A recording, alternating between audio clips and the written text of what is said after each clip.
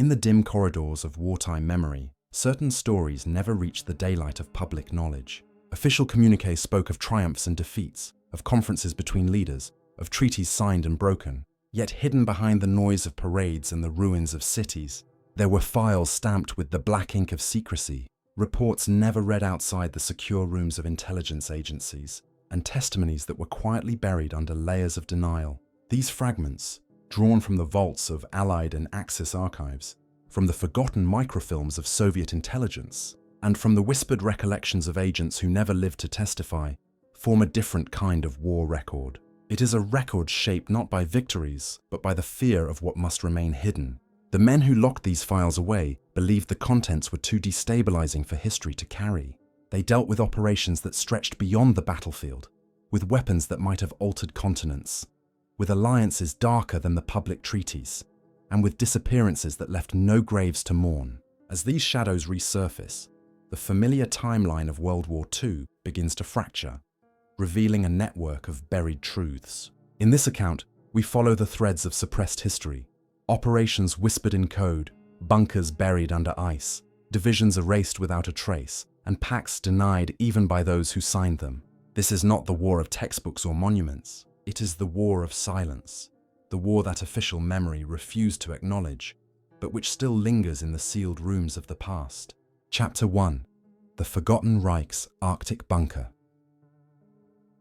The story of the Arctic bunker begins not with discovery, but with silence. In the immediate aftermath of the Second World War, Allied command centers were flooded with information, captured documents, testimonies, and seized technology. Among the piles of papers, a handful of reports from British intelligence stood out, marked with the classification stamp "Most Secret."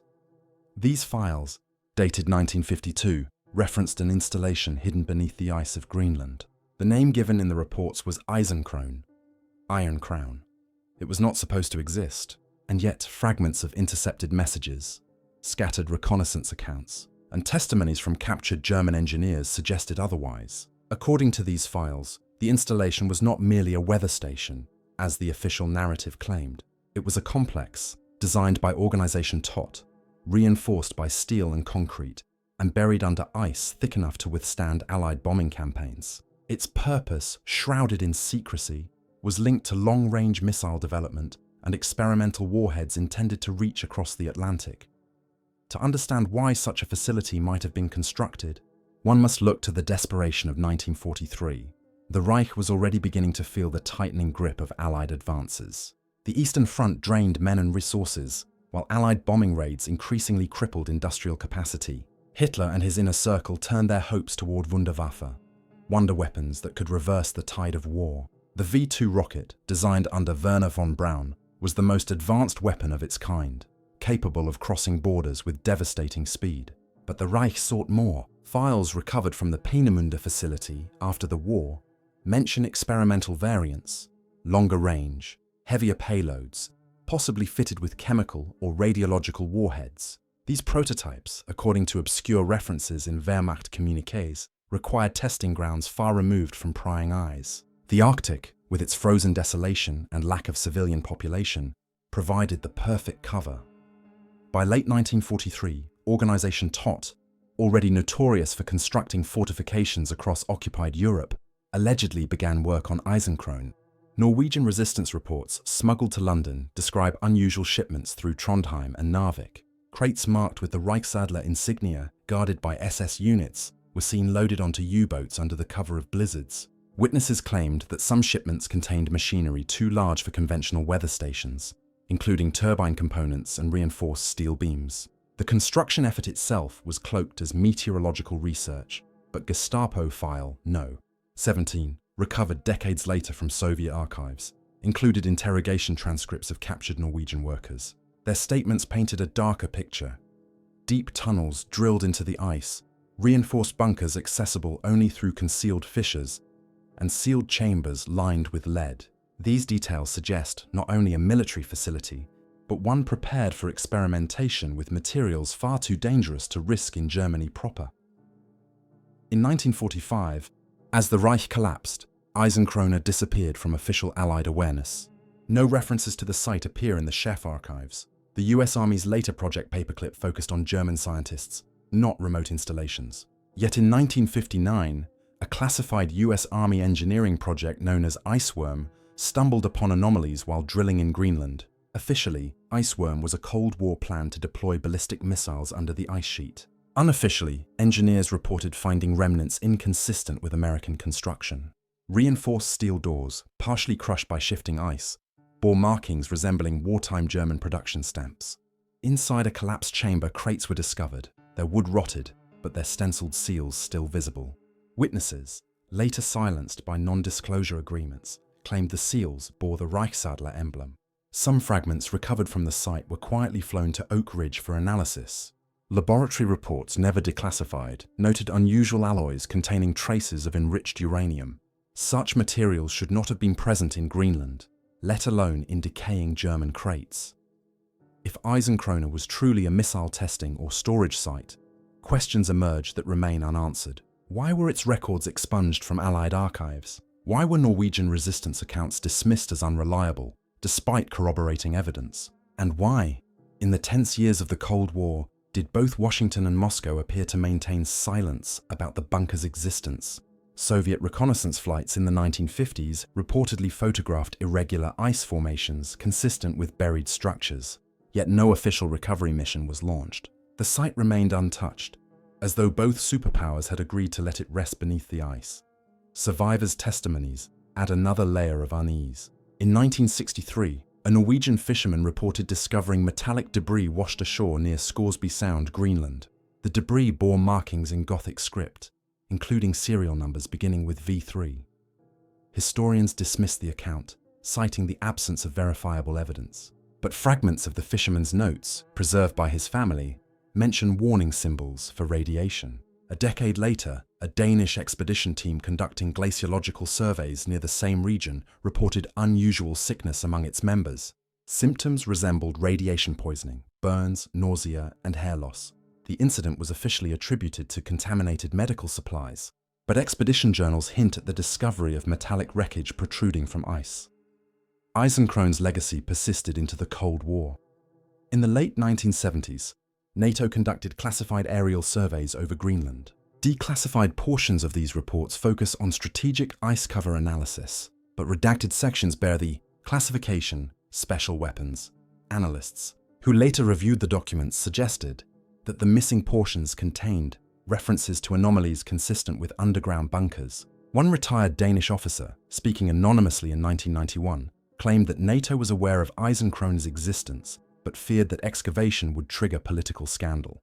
The discovery of German nuclear or radiological experiments in Greenland would have raised questions about post-war complicity, particularly if remnants had been quietly recovered by US or Soviet forces. Even today, Eisenkroner remains absent from mainstream historical accounts.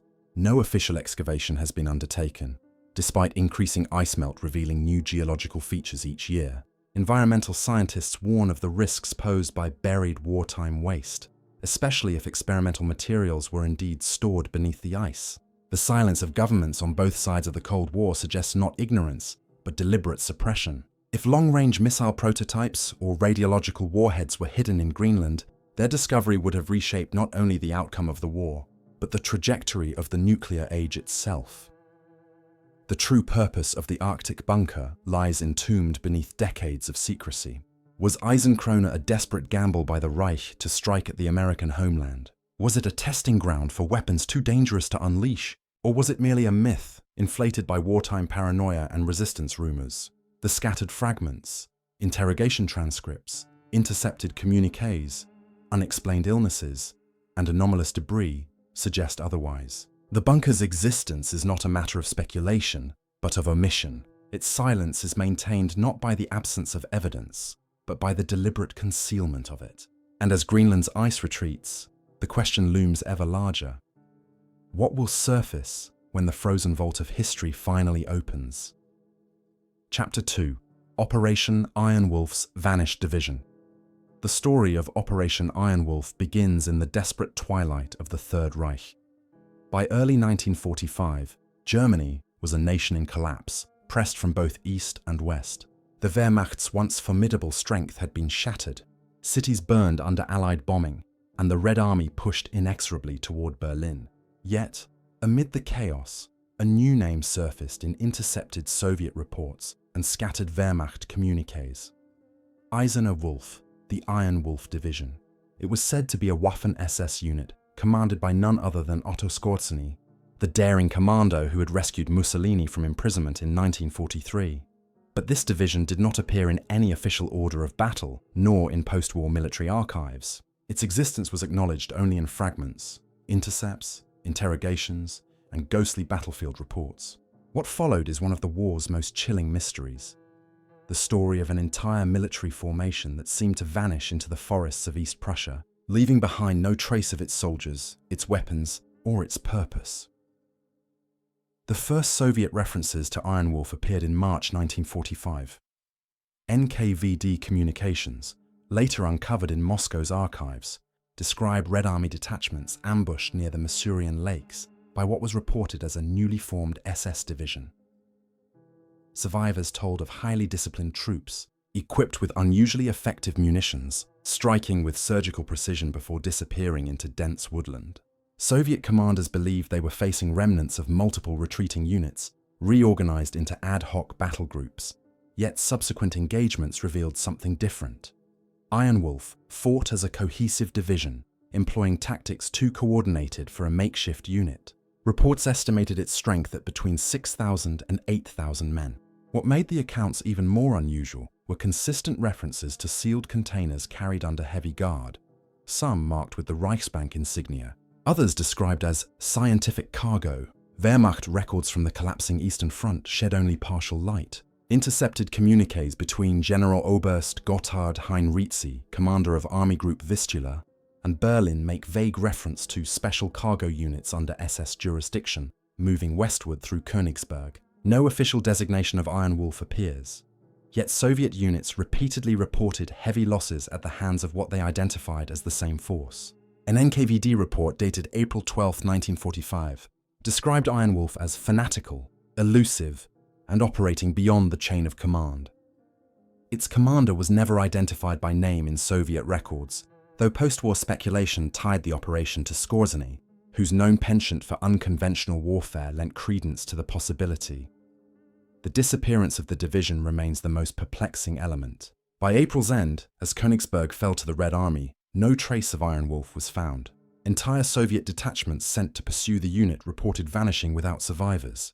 When Polish state security forces unearthed mass graves in Masuria in 1956, they initially believed they had found evidence of Soviet casualties. Yet forensic analysis told another story. The graves contained German uniforms, SS insignia intact, yet the wounds were inconsistent with conventional wartime weapons. Ballistic testing on recovered fragments revealed ammunition types not recorded in German arsenals of the period. Analysts were baffled. Some suggested Allied supplied weapons had been turned against German troops. Others argued for experimental munitions tested in the division's final battles. No explanation satisfied all the anomalies. Adding to the enigma were whispered rumors of Ahnenerbe involvement. Himmler's shadowy research division, obsessed with occult archaeology and advanced technology, had long conducted excavations in East Prussia. Local villagers reported strange activity around ancient burial sites near the Wolf's lair, the Führer's headquarters. Tunnel systems were rumored to extend for miles beneath the forests, some leading to subterranean chambers. After the war, Soviet engineers mapped collapsed tunnels in the region, but several passages were sealed by deliberate demolitions, suggesting intentional concealment. If Iron Wolf retreated underground, it might explain why no battlefield evidence was ever recovered. But to what end? And what became of the division's so-called cargo? Western intelligence showed unexpected interest in the mystery. In 1948, a CIA memorandum referencing Operation Iron Wolf circulated within internal files, suggesting that the Americans had obtained intelligence about the unit. Declassified portions of the memo describe an SS formation unaccounted for in post-war surrender records. Entire battalions, numbering several thousand men, were absent from POW lists compiled by the Allies. This absence was extraordinary, given the meticulous records otherwise maintained. The CIA's conclusion was that the unit either perished without leaving recoverable remains, or was absorbed into another structure entirely. The latter possibility has fueled endless speculation about Iron Wolf's fate. Some historians argue that the division was quietly integrated into Western intelligence networks. In the early years of the Cold War, both the United States and Britain recruited former Nazis for their expertise against the Soviets. Operation Paperclip is the most infamous example, transferring scientists and engineers to American soil. Less publicized were the intelligence operations that employed former SS and Gestapo officers as assets in the struggle against Moscow. Could Iron Wolf's survivors have been among them? If so, why was their existence suppressed rather than acknowledged? Theories abound that the division's mysterious cargo, Reichsbank containers, possibly filled with gold or scientific material, was used as leverage in clandestine negotiations. But Soviet suspicion of the division lingered well into the Cold War. In 1961, a classified KGB assessment described Iron Wolf as an unresolved case of fascist underground persistence. The report warned of the possibility that remnants of the division had formed clandestine cells in Eastern Europe, operating beyond Allied oversight. Although no direct evidence was provided, Soviet paranoia about Nazi resurgence remained acute. Polish intelligence files from the same period describe unexplained disappearances of former partisans in regions once patrolled by Iron Wolf, fueling suspicions that the unit, or what was left of it, still operated in secret. The mystery deepened in the 1970s, when new forensic methods were applied to the Masuria graves. DNA testing revealed that many of the remains were not German at all, but of mixed origin, including individuals identified as Baltic and Slavic. This raised further questions about the true makeup of Iron Wolf. Was it purely an SS division, or had it incorporated foreign auxiliaries in its final days? If so, why were these individuals buried in such secrecy, and who ordered their concealment? To this day, Operation Iron Wolf stands as one of the most confounding enigmas of the war's end. Unlike other lost divisions, whose remnants were eventually accounted for, Iron Wolf's disappearance defies conventional explanation. Thousands of men, weapons, and cargo simply vanished. The scattered reports, ambushes in the forest, containers marked with Reichsbank insignia, experimental munitions, remain fragments of a larger story that no government has fully acknowledged. Some suggest the truth lies in sealed NATO files, others in the Soviet archives still inaccessible to researchers. Whatever the case, Iron Wolf occupies a space between history and absence, a military ghost that fought in the dying days of the Reich and then dissolved into shadows. The forests of East Prussia have long since grown quiet. Villages have been rebuilt and the scars of war softened by time. Yet beneath the soil, tunnels remain sealed and graves continue to yield troubling secrets. The mystery of Iron Wolf is not simply the disappearance of a division. It is the disappearance of evidence itself, the deliberate erasure of records, and the silence maintained by those who knew more than they would ever admit. And as long as the archives remain sealed, the Iron Wolf will remain a spectre, neither alive in history nor dead in memory, but haunting the space between. Word count 1547. Chapter 3. The Black Cargo of U-864. In the long annals of naval warfare, the story of U-864 stands out as a singular entry. It is remembered, officially at least, as the only submarine in history destroyed by another submarine in direct combat. On February 9, 1945, the German U-boat U-864 was intercepted and sunk by the British submarine HMS Venturer off the coast of Fedje, Norway. Admiralty records describe it as a triumph of British naval ingenuity, a precise torpedo strike against an enemy attempting to resupply Japan with technology and materials. The records also note that the German submarine carried 65 tons of mercury, intended for use in Japanese weapons manufacturing. Yet behind this official account lies a darker, suppressed story, one that emerges not from the triumphant communiques of the Royal Navy, but from redacted reports, scattered testimonies, and documents hidden for decades. U-864 carried something far more dangerous than mercury. It carried what intelligence files referred to only as schwarze Fracht, black cargo. The origins of this shipment can be traced to late 1944, when Germany's situation was rapidly deteriorating.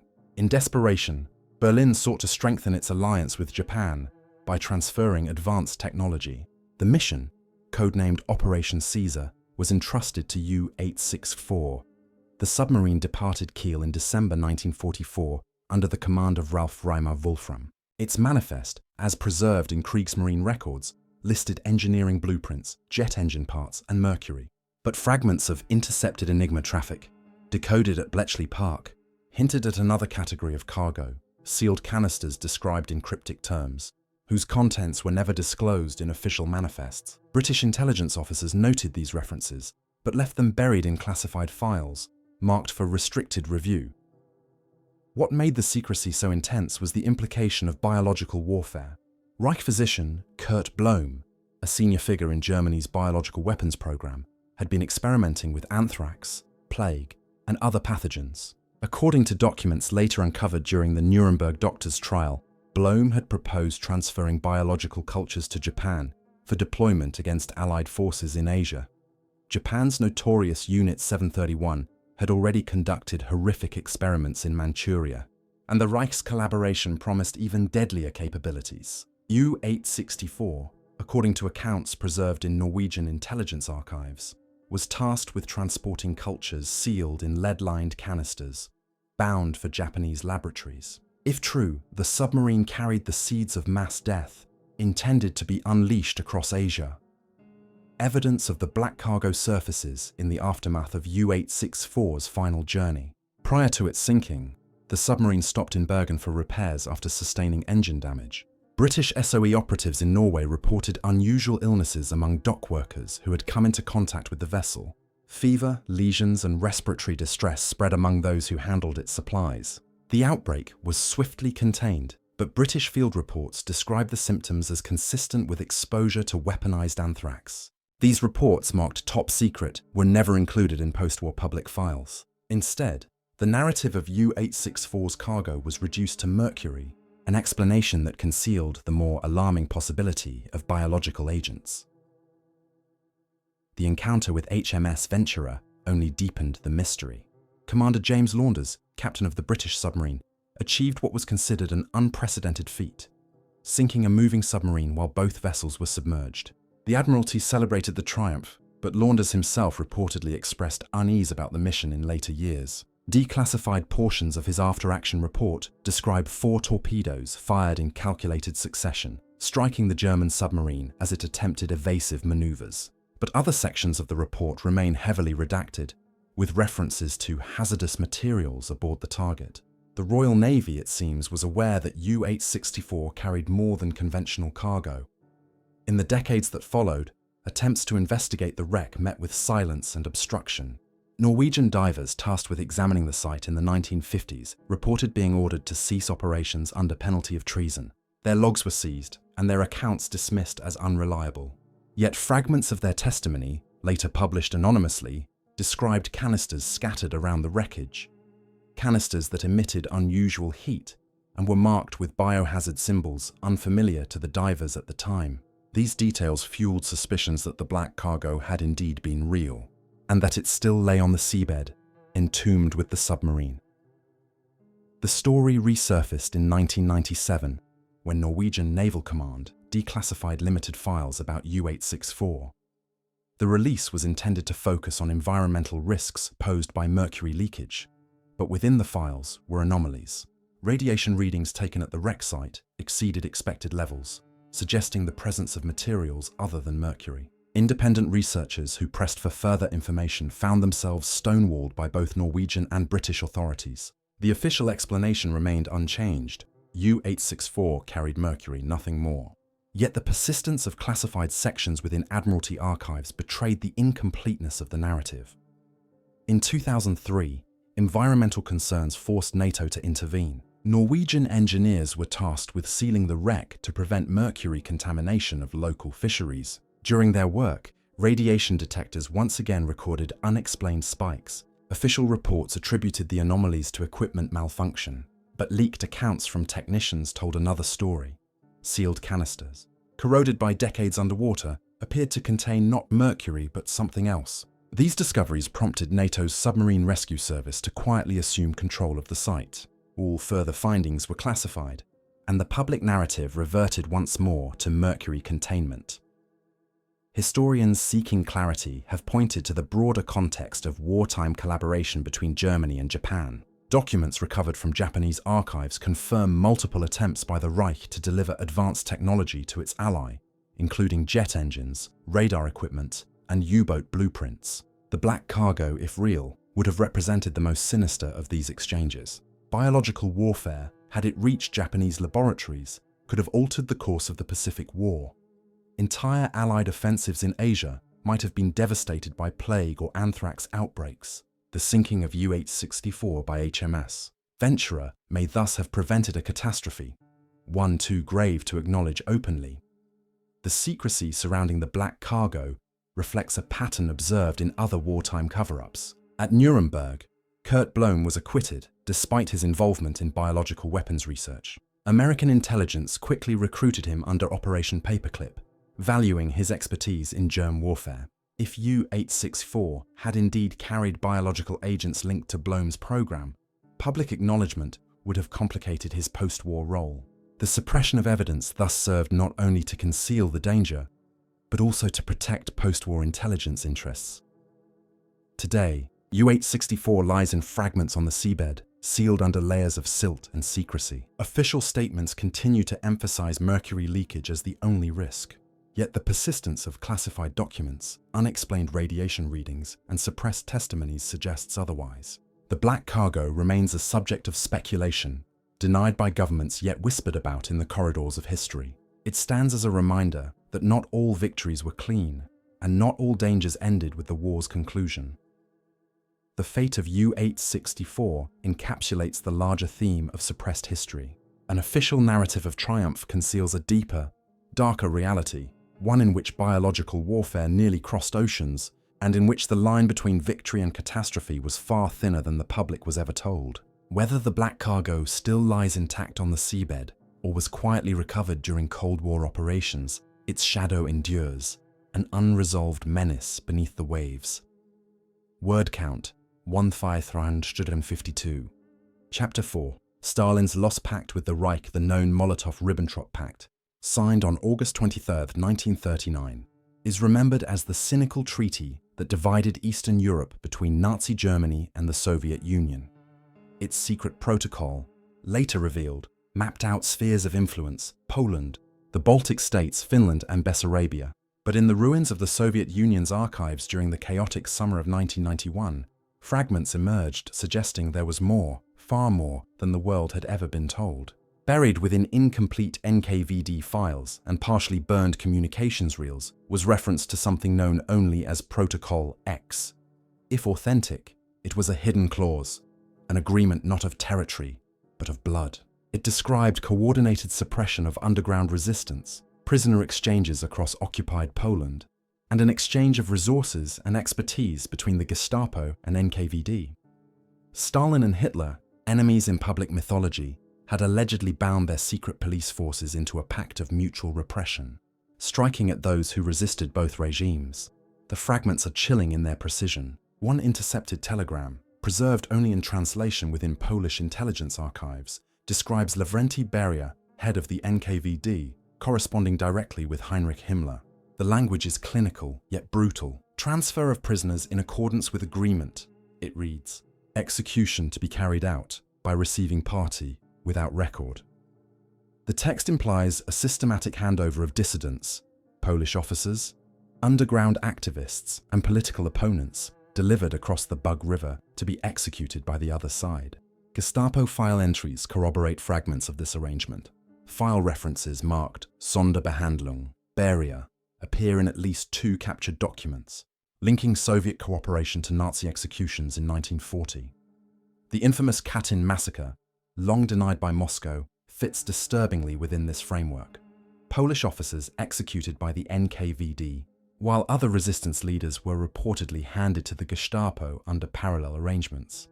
Economic cooperation also extends into the picture. Official history acknowledges that the Soviet Union supplied Germany with oil, grain, and raw materials between 1939 and 1941. Yet missing reels from Comintern communications suggest a more insidious exchange. Soviet rail stock carried not only raw goods but materials marked for Luftwaffe use. A surviving German invoice, discovered in a captured Gestapo warehouse, lists chemical precursors consistent with nerve agent production. Cross-referenced with Soviet manifests, these shipments align with deliveries from factories under NKVD oversight. What could drive Stalin to provide such materials to Hitler, knowing full well they could be turned against civilian populations? The logic was cold. The destruction of Poland's resistance required efficiency. And for a time, the interests of Berlin and Moscow converged in ensuring no underground army could rise between them. Western analysts reviewing these archives in 1992 were struck by one detail: the incompleteness of the evidence. Entire reels of Comintern communication were missing, deliberately burned in 1948 under Stalin's orders. The purge coincided with Stalin's crackdown on wartime collaborators and his campaign against cosmopolitan elements. Many who had knowledge of early NKVD Gestapo cooperation were silenced, executed in the late Stalinist purges. What fragments remain were enough to raise disturbing questions, but not enough to form an irrefutable record. The absence itself, however, tells a story. Documents of ordinary wartime transactions survived. It was the politically devastating ones, the evidence of shared repression, that were destroyed. To understand the implications of Protocol X, one must revisit the events of 1939 to 1940. After the invasion of Poland, underground networks quickly formed, resisting both German occupation in the west and Soviet control in the east. The Home Army, led by Polish officers and clandestine radio operators, sought to coordinate resistance across the divided country. Yet time and again, resistance leaders were captured with uncanny precision. In Warsaw, Gestapo raids neutralized cells before they could spread. In Lwów, NKVD roundups mirrored the same pattern. Records from both sides list the names of resistance fighters captured within weeks of each other, suggesting intelligence sharing beyond coincidence. The idea of simultaneous crackdowns, one by the Gestapo, the other by the NKVD, has haunted Polish historians ever since.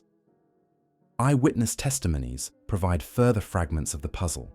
A Polish courier arrested near Brest in 1940 recalled being transferred from Soviet to German custody, his file stamped with both NKVD and Gestapo notations. He survived only because he escaped during transport. His testimony, recorded in exile in London, described other prisoners, Polish officers, priests, intellectuals, loaded onto trains bound not eastward to Siberia, but westward into German-controlled territory. Likewise, German defectors interrogated after the war spoke of lists provided by Moscow that identified specific Polish figures for elimination. These testimonies, dismissed for decades as exaggerations, gain new weight when set against the recovered references to Protocol X. The most disturbing dimension of the alleged pact lies in its intent to erase memory. By 1941, as Germany turned on its Soviet partner with Operation Barbarossa, the fragile alliance collapsed. Both regimes moved swiftly to obliterate evidence of their cooperation. Soviet propaganda recast the Molotov-Ribbentrop Pact as a necessity, omitting its secret protocols. German propaganda, in turn, vilified the Soviets as eternal enemies, but hidden beneath the layers of mutual denunciation lay 2 years of cooperation too shameful for either side to acknowledge fully. The blood of Polish officers, Jewish activists, and underground leaders flowed in parallel channels, executed under the black ink of Protocol X. When fragments surfaced in 1991, the political implications were explosive. Poland, newly freed from Soviet control, demanded full disclosure. Moscow denied the existence of any further protocols beyond the already known territorial agreements. Germany, for its part, remained silent, unwilling to reopen the wound of wartime complicity. Western governments, though intrigued, treated the evidence with caution. Publicly acknowledging NKVD Gestapo cooperation risked destabilizing the fragile post-Cold War order, reopening old hostilities, and undermining efforts at reconciliation. The fragments of Protocol X were thus quietly shelved, relegated to academic debate rather than official recognition. Yet the weight of the evidence remains. Ciphered telegrams, burned reels, Gestapo files referencing Beria by name, prisoner testimonies describing transfers across the bug. The silences in the archives are themselves damning. Stalin's purge of records in 1948, Himmler's obsession with secrecy, and the deliberate absence of thousands of wartime files all point to a suppressed truth. If Protocol X is genuine, it reveals not only collusion, but complicity, an agreement between two of history's most brutal regimes to extinguish resistance in the shadows, bound not by ideology, but by expedience. The moral implications are staggering. For decades, the memory of World War II has been framed around the clash of totalitarianism and democracy, of Axis and allies. Yet, Protocol X suggests that beneath the surface, even mortal enemies found common ground when it came to suppressing those who resisted their rule. It reframes Stalin not merely as Hitler's temporary ally, but as his partner in repression. And it raises haunting questions. How many lives were lost not only to one occupier, but to the silent coordination of both? How many names vanished from history because their files were transferred in a secret exchange between Moscow and Berlin? The fragments of Protocol X may never be fully reconstructed. The documents destroyed in Stalin's purges cannot be replaced. Yet the traces that remain illuminate a darker truth. That history's great antagonists, for a brief moment, joined hands in the shadows to crush those who dared to resist. It is a truth too dangerous for official acknowledgement, too corrosive for national memory, and yet too persistent to vanish. In the silence of missing archives and the whispers of surviving testimonies, Protocol X endures as a reminder that the boundaries between enemy and ally, between occupier and liberator, were far more porous than history has allowed us to believe. Word count: 1,557. The stories of Eisenkroner, Iron Wolf, U-864, and Protocol X do not sit comfortably in the polished narratives of World War II. They are fragments of history smothered under redactions, sealed behind steel vaults, or whispered only in the testimonies of those who had nothing left to lose. Each account carries its own unanswered questions. Why was a German installation in Greenland omitted from Schiff records? How could an entire Waffen-SS division disappear into the forests of East Prussia without leaving corpses or records? What cargo sank with U-864 that still causes radiation spikes beneath Norwegian waters? And why do burned Soviet reels and scattered Gestapo files point to a blood pact that neither Moscow nor Berlin has ever admitted? These stories expose a different war, one not marked by flags raised over liberated capitals, but by silences, by disappearances, by things too destabilizing to be brought into the light. And though the decades have passed, the ice continues to melt, sealed graves continue to yield bones, and archives occasionally spill fragments once thought destroyed. As long as those remnants emerge, the uneasy truth remains that the Second World War was larger, darker, and more complicated than official memory allows. The question that lingers, as haunting as the war itself, is simple, yet terrifying. If these are only the fragments that slipped through the cracks, what remains hidden still? Locked in vaults, drowned in seas, or buried under ice, waiting for history to finally catch up? Until those secrets surface, the war is not truly over.